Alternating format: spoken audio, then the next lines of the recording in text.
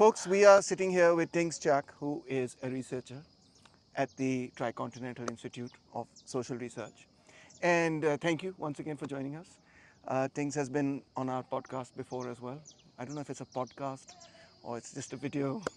And you have, Tings, explained some really new aspects of China which a Pakistani audience and an international audience is not familiar with.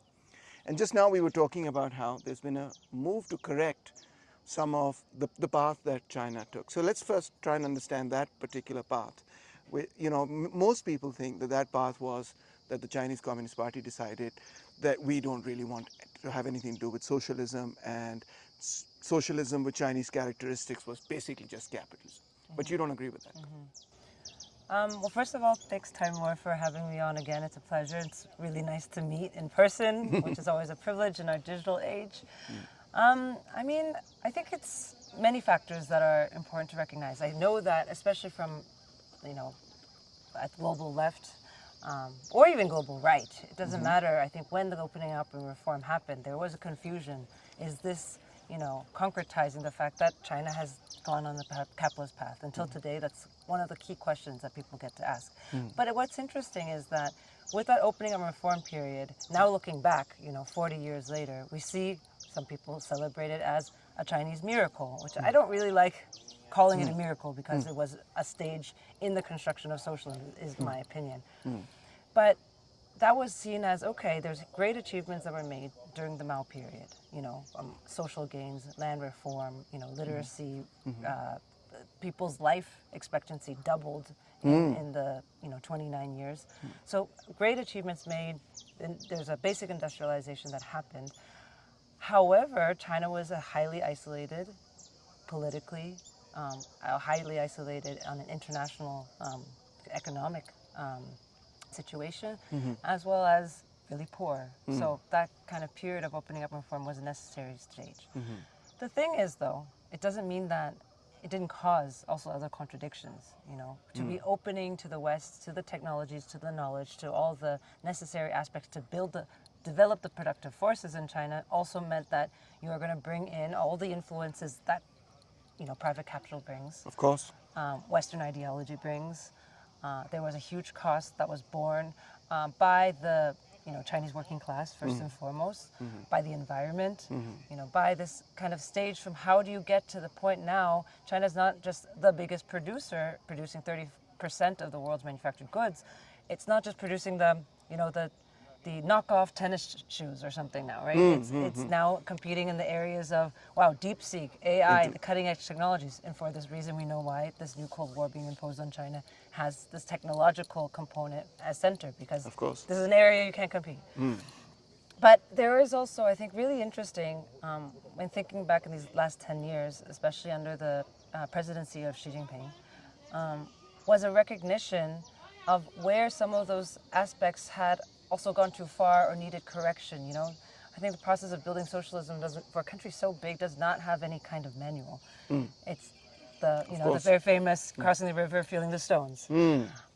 So in that period, in many of the speeches actually Xi gave as his first speech that he gave as the General Secretary when he assumed that position in 2012, his main thing was questions about corruption, questions about, that there was sort of a dilution of beliefs in socialism, that there were questions around, sort of money worship, the things that came with this period. Consumerism, all of that. To the point where there was a real fear. If this is not dealt with in a very serious and coordinated way, this could be, the end of the party, the end of the socialist the government. Project. Yes. So when did that particular sort of consciousness, was there an event, was there something that sparked that particular debate?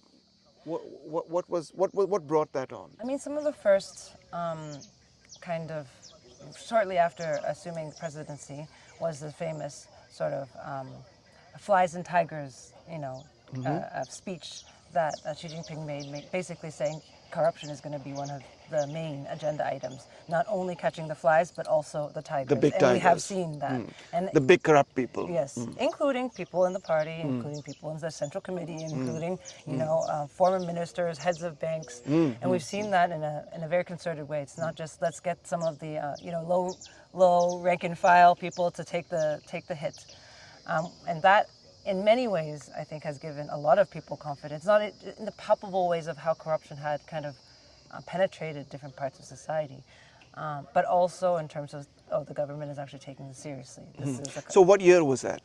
2012. Okay. And that came into force really in 2013 when he assumed presidency. But other things, of course, everyone knows, with the impressive rise of China and, hundreds of millions of people being lifted out of extreme poverty during this, 9, 10, 11% annual GDP growth, which has never been seen in history. Unbelievable. Yeah. Everyone says, oh well, then that means it's capitalism that does it. But that's I think too simplistic an answer, because I don't think anywhere we've seen capitalism resolve extreme poverty for a country so poor. If capitalism could lift 850 million people out of poverty in 4 decades, then I don't think I'd be a socialist. But I mean, he arrived at, just to say, one of those contradictions was also there is a recognition there was increasing inequalities. That did happen. So why was one of the second campaigns that he really built was this, and we talked about it, and I think last time about the anti-poverty initiative. Tell us a little more about that once again, because I don't think most people think that the anti-poverty sort of just happened because there was a rising tide and it lifted all boats, but. Yeah. Or China got really rich and just gave everyone money. Yeah, everybody just got money because China got rich, but that's not what happened. Absolutely not. I mean, so yes, of course, that economic rise, that period meant many hundreds of millions of people entered this sort of middle income group. Let's call them middle class, is a funny concept. There were still quite a lot of people that were still living in extreme poverty. Remembering that the development was really focused on the eastern coastal areas. The idea that you have to develop certain strategic regions, experiment with the special economic zones, etc. But it meant that the central and western areas were relatively underdeveloped. So the first thing was basically sending hundreds of thousands of party members to go assess the conditions, do that investigation. So just to be clear, 800,000 party members to do the investigation period. So just to be clear, so that our audience is able to follow it, you're saying most of the poverty now was in areas that were further away from the coastal areas, areas that were further away from urban areas, rural areas, maybe mountainous areas. And so the party sent 800,000 people to assess where the poverty was. Yes. And this was when? This was started in 2014. Okay. And then after that, with that assessment, it's very, when you think about it, Mao's great line, no investigation or right to speak. So this was a mass investigation. Yeah, 800,000 is a mass investigation, so that's for sure. Through that process, and it's also interesting because if it was only a kind of income distribution, which is oftentimes, one of the ways to kind of quick fix. Yeah, we have it in Pakistan. It's called the Benazir Income Support Program. The government just hands out cash to people. But doesn't resolve any of the structural questions about access to water, housing, education, access to healthcare, agricultural problems, whatever. So roads, infrastructure. Yeah, exactly. It's just if you have money in the account, if you can, buy your next meal. Go buy your milk or whatever, and that's it. You don't need to think of production, industrialization, nothing. So China's how they understood extreme poverty wasn't just using the World Bank, line of $2.3 per day, etc. It had to include other aspects such as, it's called the 3 guarantees, which is, for example, safe housing that's safe to live in, that has running water and electricity, that you have access to. In China, it's 9 years of free and guaranteed health education, and then also basic healthcare access. Okay. In addition to that, it's called 2 no worries. It's a funny translation, but it's about not being worrying about your food and your clothing. So it was through that metrics. I see. So it was a holistic metric, not just looking at income, but looking at access to food, housing, education, healthcare, all of that. And through that metrics, they identified that there was almost 100 million people still meeting that. It's huge. In 2014? Yes. Okay. And so after that was the phase of really developing the plan of how to deal with that. This is Okay. not something you can just say, let's do a national policy. Right. You're talking about individual families with very unique conditions. Of course. So this was a And phase. spread out all across on a vast country, across villages and mountains and the rest Absolutely. of it. So it was, and a lot of those places still didn't have great access to roads. So part of the project was also building the infrastructure to make sure that the internet, the telephone, telecommunications, Railway, roads. all of that, because that, anyways. So in that period, they also sent now 3 million party cadre to go and live and work in the countryside. No, I didn't hear that. Did you say 3 million? 3 million. They sent 3 million people Yes. out into the countryside Yes. to fix the problems of To poverty. live and work. So I actually had a chance through the Tricontinental Institute for Social Research to actually go and visit some of these areas, especially the region with the last remaining poverty-stricken regions, and to actually talk with people. For example, one of the party cadre, we followed him a lot in his daily life, what it was like. He was matched with 5 families. So, and he didn't actually speak even the local dialect. There was all kinds of things where you were being sent to a place, and that was also to address questions of, corruption. You're not just going to rely on, perhaps your local connections. You have your uncle who wants a little bit of extra. So there was a very, very targeted thing of how to match people coming from outside and also the local leadership and local governance. I can't help but feel like, we've heard about these sorts of campaigns Right. in China during the Mao period. We've heard of the barefoot doctors, which was Right. really inspirational Yeah. at one time with Norman Bethune and others. Uh-huh. And we've heard of similar other campaigns, etc. And yet, right here in our own generation, in our own time, there was this mass campaign of 3 million people going into the countryside to fix problems of poverty. It's not just 3 million people. It's 3 million party cadre. Party cadres, yes. We also are talking about sending doctors, not quite in the barefoot style, but not that different. We're talking about, for example, programs where you would get your free medical training, but you spend 2 years basically being posted in the countryside. We're talking about teachers. We're talking about also private enterprises that had an obligation, because this was a national campaign. And I think what you said about the Mao period is a clever observation, because there was a lot of learning of basically the Mao era mass campaign. Mass Yeah. mobilization. This became the top national priority. It means that every single sector is being mobilized, included in private sector. So, I also talked to people who were running private businesses. So how it would often happen is a private enterprise, it could be state-owned, could be private, is paired with, for example, a poor village in an area. There are certain agreements, for example, of investments, of certain kinds of things, perhaps to build a factory, or to build a hotel lodge, something like that. And they would also send people, workers, there for 2 years at a time to also train local people to run the facilities or whatever it is. So it's very many sectors. What was also interesting is also in governance. So, for example, two cities might be, or a city might be matched with a county, and they might send their vice mayor, and the vice mayor will spend 2 years there also. Interesting.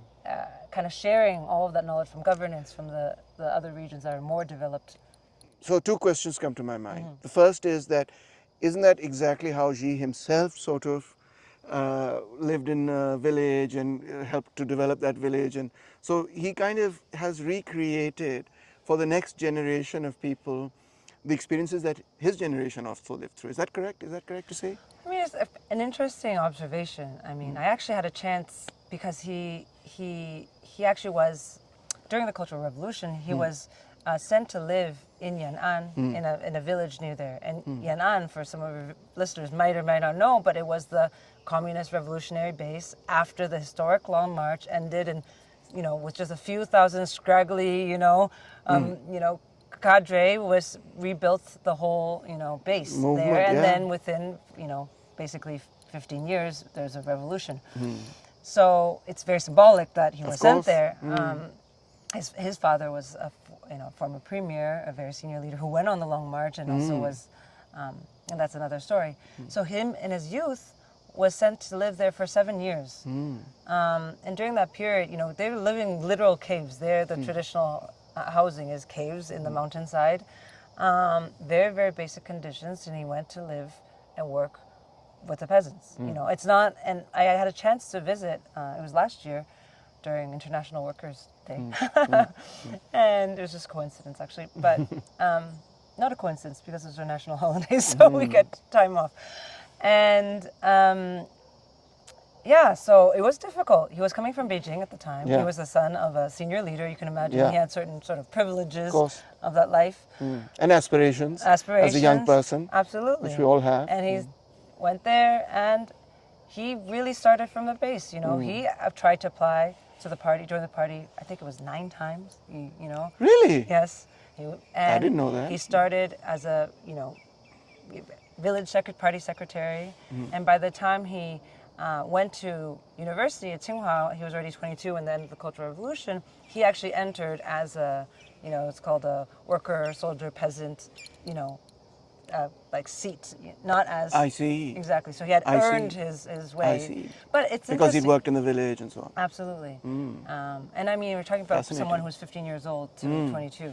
And So it's a formative phase of your life. absolutely. And just as, it must have been formative for him, no doubt, the 3 million people who've now gone into the villages and worked from the bottom up must be very formative for them as well. Absolutely. And so that's kind of like the new cadre base of the party that's going to come up, I guess. Because one of the things, going back to 10 years ago, when she assumed power, that some of the reflections was a recognition there was a detachment of the party from the base. One of the consequences of this period, too, we had mass migration, a lot of migrant workers from the countryside to the cities. There was a bit of the hollowing out of that of the countryside in that sense. So this reinsertion of the party into the countryside was a major, let's say, political education, both for party members. Yeah, from the people, from the masses. Exactly. There was a lot of discussion, for example, how to reestablish the mass line. That's some language that actually is used. If you read one of the first, campaigns that Xi Jinping implemented was around how to reestablish mass line, as well as other things around how to cut down on many of the extravagance that had also entered, the party life, gifting, which turns into corruption in terms of, sort of ostentatious ways of living. So these were paired. At the same time, that had to be, that money worship that, he talked about at the same time. And reconnecting with the base. how long did these people now live in the villages, the 3 million people who sent out? 2 years, average 3 around, years? 2 or 3 years. 2 or 3 years. Yes, Okay. yes. And what was the result then Well, of this entire campaign, sending 3 million people out to live for 2 or 3 years at a time? Was this all at once, or was this over a period of time? basically up until the campaign officially ended at the end of 2020. So it was continuing from 2014 till 6 years. It was continuing. Yes. Officially, And people are going and coming back and going and coming back, right? absolutely. And so it was pretty amazing because remember that 2019, at the end of 2019, is when COVID-19 hit. Yes. Starting in China, but Yes. so even despite that period, they were able to reach that, that goal, which was to be able to eradicate extreme poverty by the time it was the 100th year of the founding of the CPC. Yes. So when I had the chance to visit, was just at that tail end period where we got to see and meet still some of the cadre, even though the objectives, let's say, were reached, many people still continue to stay and live because there's also all kinds of questions of how do you not fall back into poverty. It's not just the goal is ended and now we are, done with our It has work. to be sustainable. And so this is a new phase that is now under the sort of campaign that's called Rural Revitalization, is really thinking about the next stage.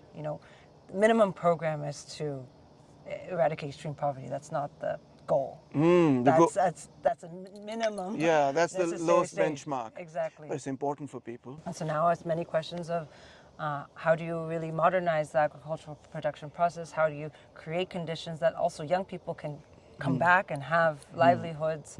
All kinds of things also around how to ensure that certain traditional cultures or practices are being preserved, are actually being passed down as part of how to rejuvenate the countryside is the kind of language that's being used. One thing that really excites me, And since the light is kind of Yes. dying, this will be my last question to you, is the idea that in 2035 the party will, or China under the leadership of the party, will enter into the advanced stage or the higher stage of socialism. Can you walk us through that? What is, does that mean that the entire experiment with state capitalism under a socialist government will be wound up, or what does it mean exactly? I mean, I don't know if I can answer all of that. I can maybe share some of the things that, you know, we've been witnessing. I mean, the thing is, I think a lot of people think, oh, socialism, we know it's a transitional stage. We don't know how long that transitional stage would take. I mean, according to the party, you know, it's still in a very much primary phase of socialism. So the whole idea now is a question of what is a possibility of modernizing for a country, underdeveloped countries, formerly colonized countries, you know, to actually be able to find a path of modernization that isn't the kind of modernization theory or the Western modernization theory that comes with what? I mean, how did European countries, you know, develop to the way, or modernize? It's through the pillaging, the theft of labor and land from Absolutely. all of our countries. You know the story very well. Absolutely. How do we, as global South countries, chart another path towards modernization? I think this is where the question of socialism, or socialism with Chinese characteristic, but also modernization for global South countries is kind of comes together in building towards this advanced modernized society. But right now, I've had a chance to go to many regions in the countryside, and it's something that gives me quite a lot of confidence about the future, because it's really impressive. I hope next time you come to China, you can also have a chance to visit those places. Yes, I would love to do that. Well, whatever that transition is going to be in 2035, I hope that we get to live to see it. It's not that far away. And I think perhaps one thing that China could move towards, obviously it's for China to determine, is that is the vision that Marx and Engels had, that Mao had, that so many others had, which is a society where there wouldn't be any kind of class exploitation of any kind, and where every individual's development would benefit the development of society as a whole, and where the kind of strict division of labor, which is a hallmark of capitalism, would give way to a situation which would lead to the full development of human capabilities and capacities.